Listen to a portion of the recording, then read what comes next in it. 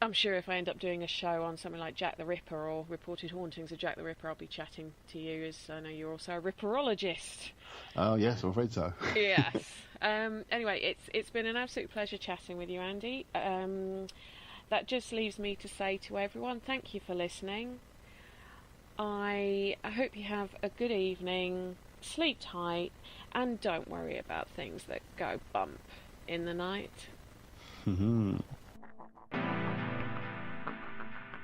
Thank you for listening. Don't forget to join us for more shows throughout the week.